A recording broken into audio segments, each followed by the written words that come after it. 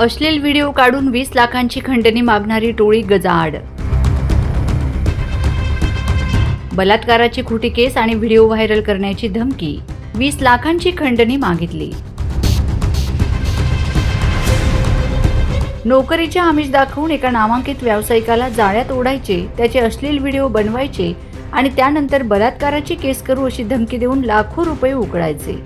अशा भयानक honey trap टोळीचा धुळे स्थानिक गुन्हे शाखेने थरारक पाठलाग करून पर्दाफाश केला आहे.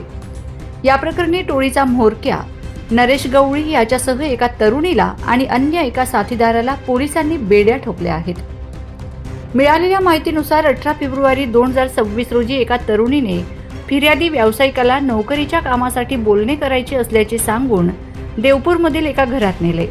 फिर्यादी घरात बसलेले असतानाच या तरुणीने पाठीमागून मिठी मारून त्यांचे कपडे काढले.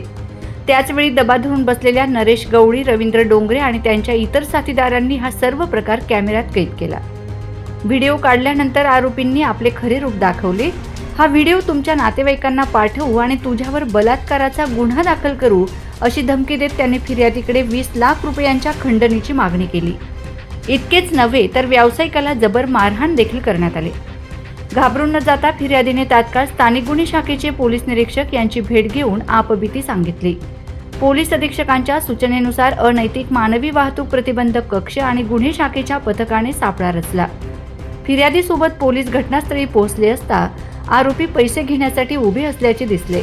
इशारा मिळताच पोलिसांनी झडप घालून आरोपींना ताब्यात घेतले. या टोळीचा मुख्य सूत्रधार नरेश कांतीलाल गवळी हा सराईत गुन्हेगार आहे.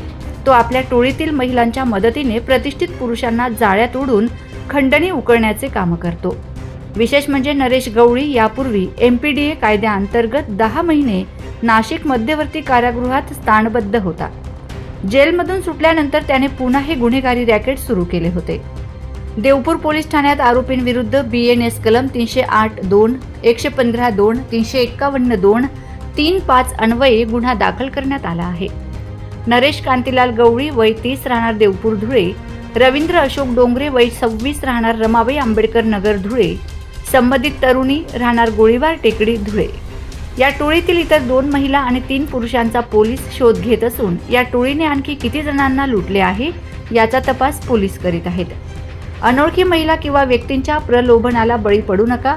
अशा प्रकारे फसवणूक झाल्यास तात्काळ पोलिसांशी संपर्क साधावा असे आवाहन पोलीस प्रशासनाकडून करण्यात आले आहे. Bureau report, Navapur express news, Dhule.